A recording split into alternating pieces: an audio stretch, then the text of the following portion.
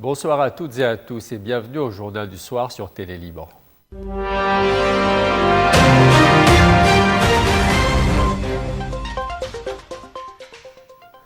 Le président de la République, Joseph Aoun, a été accueilli au Caire pour une visite officielle d'un jour à l'invitation de son homologue égyptien Abdel Fattah el-Sisi.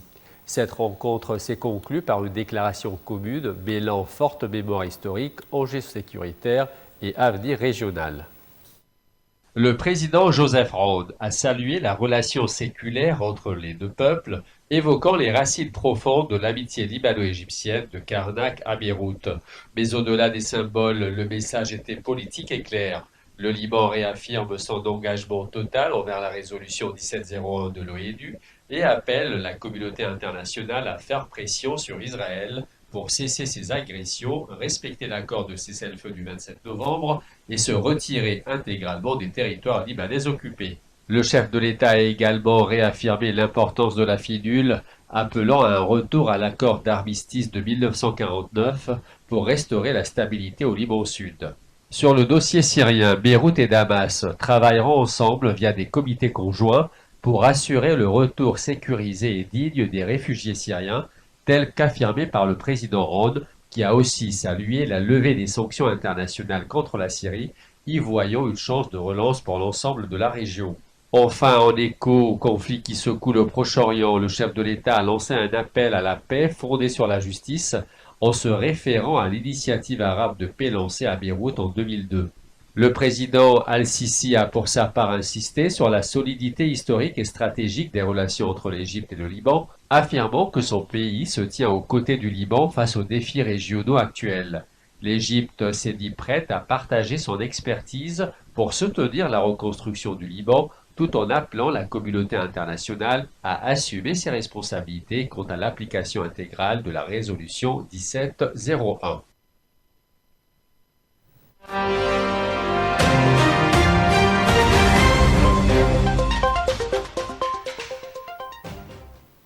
L'armée israélienne mène de larges opérations terrestres dans le nord et le sud de la bande de Gaza. Selon les services de secours palestiniens, au moins 50 personnes ont été tuées dans les frappes israéliennes violentes, notamment à Khan Younes et dans le nord du territoire. Parmi les cibles, des tentes de déplacés à Al-Mawassi et des habitations à Jabalia, Al-Zawaïda et Khan Younes. À l'hôpital Nasser, les couloirs sont remplis de corps sous des draps, pendant que les familles pleurent leurs proches. Selon les secours, l'armée israélienne a mené une série de frappes violentes, notamment dans les environs de l'hôpital Nasser, déjà lourdement endommagé. Des témoins sur place parlent de combats intenses à proximité de l'établissement de santé. Mahmoud Bassal, porte-parole de la défense civile, a affirmé « L'armée d'occupation a frappé violemment ce matin, le bilan est de 22 tués. » Dans le nord, la situation sanitaire s'aggrave. Tous les hôpitaux publics sont désormais hors service, selon le ministère de la Santé du Hamas.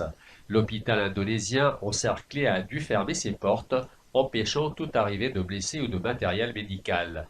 Le premier ministre israélien, Benjamin Netanyahou, a en effet déclaré qu'Israël allait prendre le contrôle de toute la bande de Gaza, où l'armée a intensifié son offensive. Mais mis sous pression pour le blocus qui affame les Palestiniens de Gaza depuis le 2 mars, Netanyahou a annoncé autoriser une reprise limitée de l'aide humanitaire. Il avait expliqué qu'Israël devait empêcher une famine à Gaza pour des raisons diplomatiques dans une vidéo publiée sur son compte Telegram, précisant que les amis d'Israël lui avaient dit qu'il ne pourrait plus soutenir la poursuite de la guerre si des images de famine de masse dans le territoire palestinien étaient diffusées. Sur le front diplomatique, les négociations indirectes reprennent à Doha. Le Hamas se dit prêt à libérer tous les otages à condition d'un cessez-le-feu global et permanent. Israël, de son côté, veut un accord progressif sans renoncer à l'exil et au désarmement du Hamas, des conditions rejetées par le mouvement palestinien. Dans le nord de la bande de Gaza, la situation est tout aussi dramatique. Une frappe de drone a visé une tente de déplacés, tuant au moins 3 personnes. Près de l'hôpital indonésien à Beit Lahia, encerclé depuis plusieurs jours, plusieurs corps n'ont même pas pu être récupérés. L'armée israélienne affirme régulièrement que le Hamas utilise des infrastructures civiles comme les hôpitaux à des fins militaires, des accusations rejetées par le mouvement islamiste. La guerre a éclaté le 7 octobre 2023 après une attaque sans précédent du Hamas en territoire israélien. 1218 personnes ont été tuées, principalement des civils. 57 otages sont toujours retenus à Gaza, dont 34 déclarés morts. En retour, la riposte israélienne a causé plus de 53 000 morts dans la bande de Gaza, selon les autorités sanitaires du Hamas, des chiffres jugés crédibles par l'ONU. Dans le sud de l'Irak, un trésor millénaire est en péril. Les marais mésopotamiens de Hawizeh, classés au patrimoine mondial de l'UNESCO, sont aujourd'hui menacés, non plus seulement par la sécheresse, mais par l'industrie pétrolière. Dans le village d'Aboursaf, à l'orée des marais, la colère monte. Les habitants s'opposent fermement à un projet de prospection pétrolière. Murtada al-Janoubi affirme: Nous n'accepterons jamais qu'on sacrifie notre patrimoine au nom du pétrole. C'est l'identité du Sud qui disparaît. En 2023, un accord signé avec une compagnie chinoise marque le début des opérations. En 2024, les machines arrivent, les habitants prennent alors conscience de l'impact. Route déblayée, études sismiques, animaux blessés. Kazem Ali, 80 ans, est pêcheur. Il dénigre ses projets. Ils promettent des emplois, mais nous, ce qu'on veut, c'est de l'eau. La sécheresse aggrave la situation, les eaux du Tigre et de l'Euphrate se font rares et les flammes des puits de pétrole gagnent du terrain. Le lac Doum al-Na'aj s'est déjà vidé de moitié. Rassoul al-Ghurabi est éleveur. Il se plaint. Mes buffles souffrent, mais jamais je ne quitterai cette terre. Le gouvernement, lui, se veut rassurant. Il promet que les zones centrales des marais seront épargnées et que toute activité sera soumise à des normes environnementales strictes. De l'autre côté de la frontière, en Iran, les marais ont déjà été partiellement asséchés pour laisser place au pétrole. L'UNESCO, elle, tire la sonnette d'alarme. Ahmad Saleh Dima est environnementaliste. Il soutient: il faut un équilibre entre deux richesses, le pétrole et les marais. Les marais, c'est notre biodiversité, notre folklore, notre fierté. Pétrole ou patrimoine, l'Irak est à la croisée des chemins. Mais une chose est sûre, les habitants des marais, eux, ont déjà fait leur choix.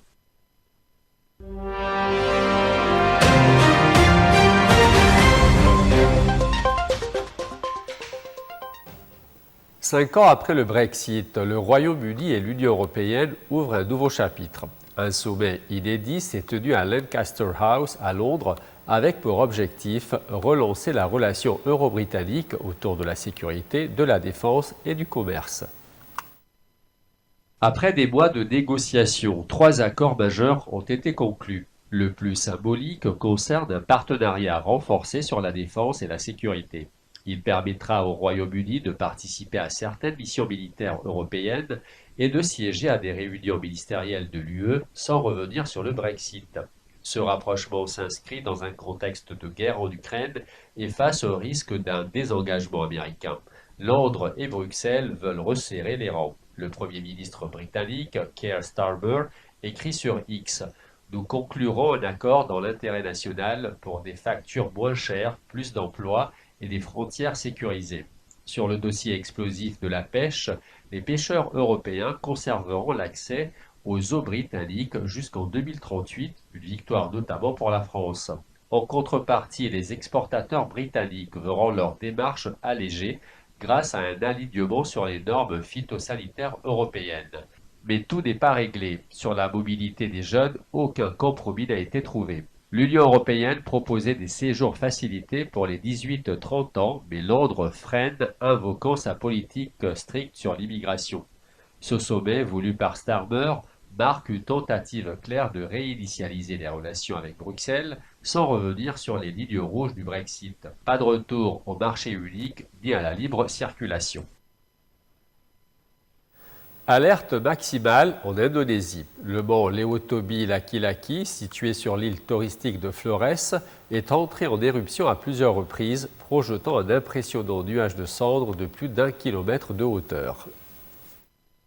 La première explosion s'est produite à minuit 8, heure locale. Les cendres se sont élevées à 1,2 km au-dessus du volcan. Une deuxième éruption a été suivie dans la matinée à 9h36. Les autorités ont relevé le niveau d'alerte au maximum après une série d'éruptions spectaculaires dont certaines ont projeté des cendres jusqu'à 6 km d'altitude.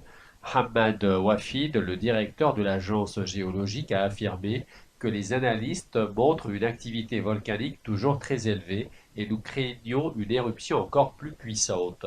Les habitants sont appelés à porter des masques et les touristes sont strictement interdits dans un rayon de 6 km autour du cratère. Le risque de coulée de boue ou de débris est aussi très élevé en cas de forte pluie. Les villages situés le long des rivières prenant leur source au volcan sont particulièrement vulnérables. Les autorités appellent à plus de grande vigilance. Le Lewotobi Laki-Laki, qui signifie homme en indonésien, partage sa base avec un volcan plus calme appelé Lewotobi Perem Puam Ufam. Le site volcanique avait déjà fait 9 morts en novembre dernier, provoqué l'annulation de dizaines de vols internationaux vers Bali et entraîné l'évacuation de milliers de personnes. La seconde édition du Souk solidaire a été un franc succès. Organisé sur le campus de l'ambassade de France, il a mis à la disposition des ONG et des artisans un espace d'exposition, soutenant ainsi les initiatives locales et les talents artisanaux. C'est un rendez-vous placé sous le signe de la solidarité et de l'artisanat.